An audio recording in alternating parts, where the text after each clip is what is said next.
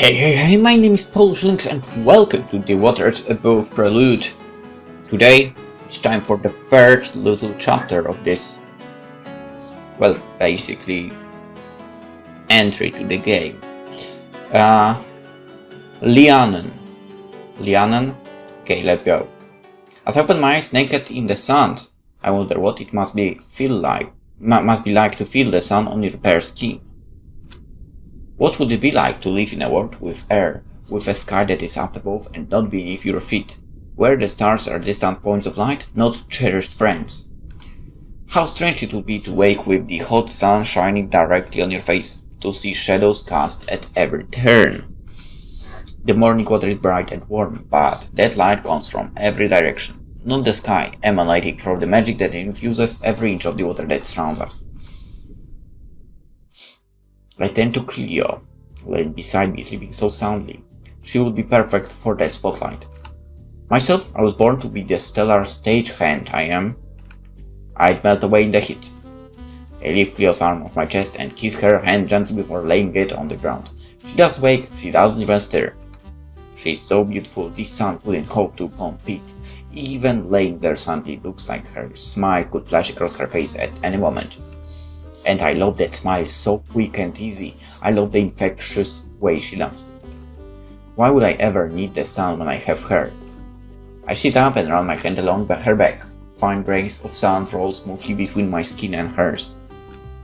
I feel like I could sit here admiring her like this for hours. I really could too. I have no pressing responsibilities today. I'm sure Cleo would enjoy the adulation as well. But I wouldn't want to indulge either of us that much, and honestly, I'm not sure which of us needs it less. I stand up and try to brush the sand from my back. At my legs, we should have brought a towel. I don't know why I let Cleo talk me into these things.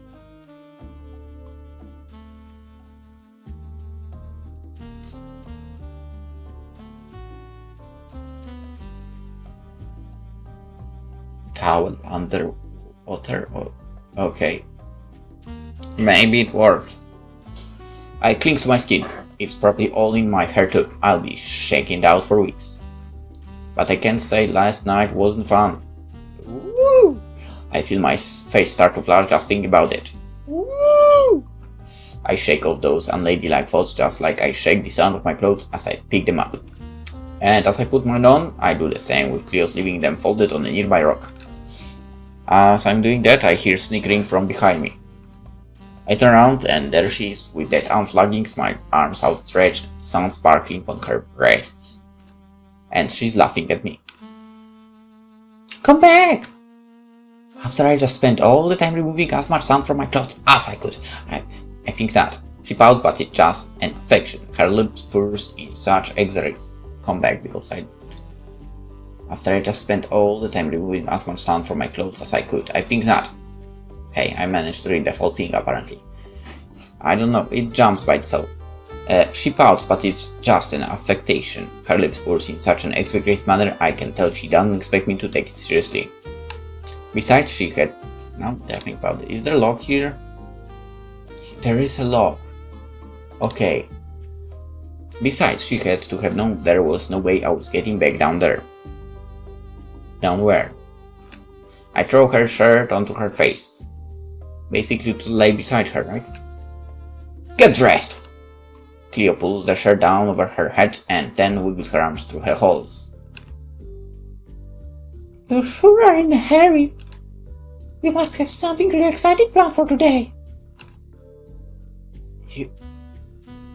You're the one supposed to be making plans today. My schedule is completely open. Well, what I plan to do was stay in bed longer than this. I walk over to her and, crouching down, I do my best to fix the mess that is her hair. There's not much I can do, for I don't think Cleo's ever brushed it in her life, and every time I bring it up, she just shrugs. While I'm preoccupied with that, she pulls my hands away by the wrist and presses her lips against mine so forcefully I almost lose my balance. However, she just wraps her arm around my waist, pulling closer, stabilizing me. Just like always, she's there to prop me up. I pull back from the kiss, and standing I grab her hands and pull her up. She groans as I lift her to her feet. Aren't we supposed to be relaxing? The whole point of taking time off is so you can sleep in with me. Cleo yawns and blinks, still shaking off the effects of sleep. Still holding her by the hand, I lead her over to the rest of her clothes. Staying in bed all day isn't relaxing to me, you know that? How so? I look back to where we were lying just a few months ago. Not that you could call a pile of sand a bed. But it's comfy, Fo. It really is. You sure, Fo? I don't think I've ever seen you just sit and do nothing in all the time I've known you. When's the last time you let yourself just be lazy? I turn out my hands, open palmed. I don't like doing nothing. Far from being relaxing, it makes me anxious. We only have so much time and there's so many things I could be doing. Besides, just sitting around leaves me all alone with my thoughts, and the less time spent like that, the better. She lifts her head up and kisses me on the cheek.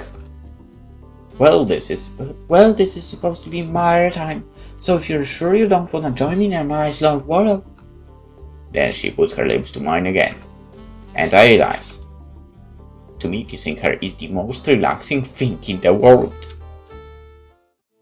For a long time we don't talk.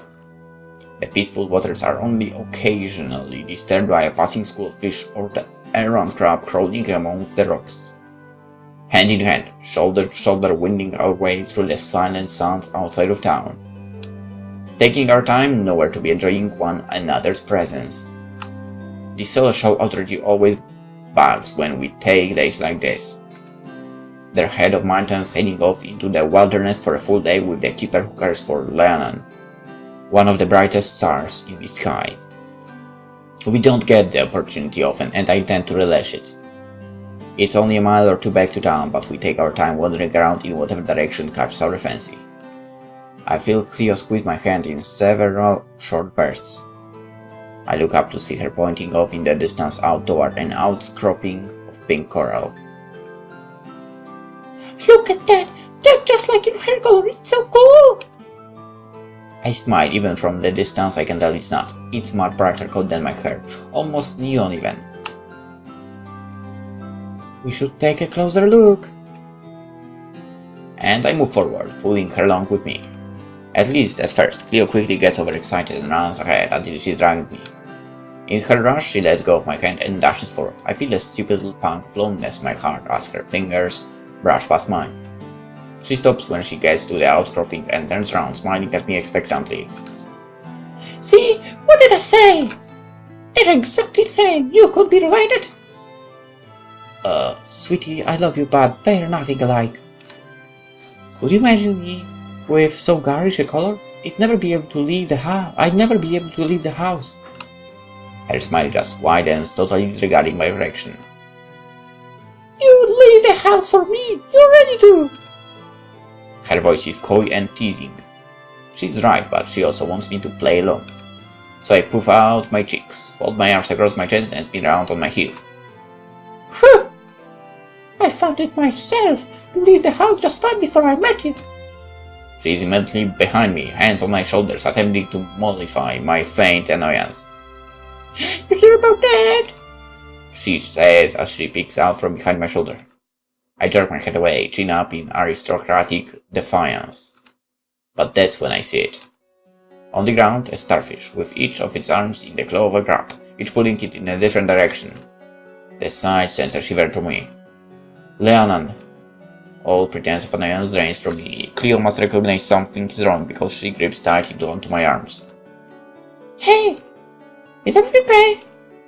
I point down to the starfish, and immediately as I do it, is torn asunder. The crabs scurry away along the sand, each carrying one piece of it. I was never good at omens, but the way this has saved my heart, it has to be one. I want to be wrong. I've always been wrong before. I'm just a stupid girl who's wrong again, bad at divination, getting worried over nothing. Still, I have to know. It can't be about them. It was just a starfish. I turn around and Cleo squeezes tighter onto my hand as I do. Undaunted, I hug up my skirt and around, my fingers slipping through her grasp. Unlike before, I don't feel the pang of loneliness as our hands part. I'll get back and Leannan will be there, safe and asleep in their chamber. My beautiful star, ready to light up the sky tomorrow night. Cleo calls out to me, but I don't look back. I'm just a stupid girl who's let her instinct get the better of her yet again. Please, let that be true. It feels like I make it to town in an instant. My thoughts are tilting and twirling in my head. Any moment I think I have a hold on one, it seems to slip right by me. All I can do is keep running. I move through the streets, forcing people to jump out of my way. I don't even bother to try to avoid them, and I don't care what kind of scandalized looks they may be giving me. All I care about is that Leannan is safe. So I keep on. And as I do, I see someone I know. Recognitions flash across their face. They yell my name. They reach out to grab me. I jump to the left, nearly losing my balance in my heels. I right myself on a passerby and then weave my way into the crowd. I know what they want to say. I don't want to hear it. If I don't hear it, it's not true. Let me delude myself for just a bit longer. I just want to run back out of the city, back in the Cleo's arms. I want to pretend none of this is happening. But I don't do that. I can't do that. Leannan deserves so much more than that. After all they've weathered, after everything they've helped me through, I have to at least pretend to be strong. I want to see them. I need to see them. They always say moments like this feel endless, that everything moves in slow motion. I wish that were true. I wish this street stretched out endlessly towards the horizon. I wish I could just spend just one moment longer before crossing this watershed that I never thought I'd have to cross. But the truth is, I'm there before I know it. I bolt up the stairs past the guards checking badges. I think I even shove one of them out of the way. The entrance hall is mostly empty. Most of the stars are already in their places in the sky, keepers beside them humming cryptic lullabies. Just like I'm supposed to be doing right now. I dash through the hallways, making sharp turn after turn, slamming the walls. I don't care at all. As I'm running, I stumble forward and my heel slips out of my shoe. I catch myself on the wall, but I don't stop. I just kick off my shoes and keep running, my feet slapping at the cold marble floors. And then I finally reach it. Leannan's room. The light is on. The door is open. From inside I can hear low voices. I'm panting. I can't breathe. I can't swallow. My whole body quivers and I can't tell if it's from fear or exhaustion. I take a tentative step forward. My stomach lurches. I close my eyes and try to breathe, try to calm myself. My heart is pounding so hard I can feel it in my throat. When I open my eyes again, I honestly expected the story of this little chapter to end now. But it's not finished. When I open my eyes again, the assistant archivist is standing in front of me, glaring with that unreadable expression on her face. She's exactly what I don't want to see right now. There was only for it run! Her voice is as cold as I feel right now. She glances down to my bare feet, and then without another remark she steps back into Leannan's room.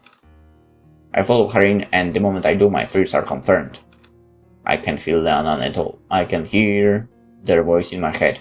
The warmth and love perpetually radiating from them is gone. They are gone. My legs give out and my knees crack against the ground. There is two other nymphs in this room, both of them wearing white gowns. Masks. They are standing over the bed in the center of the room where Leannan is still laying. Poking, prodding, they have some instruments in their hands, getting some kind of readings. I don't know what they are for. I don't know who they are. I don't know what the hell they're supposed to be doing. And Iris next to them, just writing away on her parchment, completely detached from the situation. Not one of them has so much as glanced at me.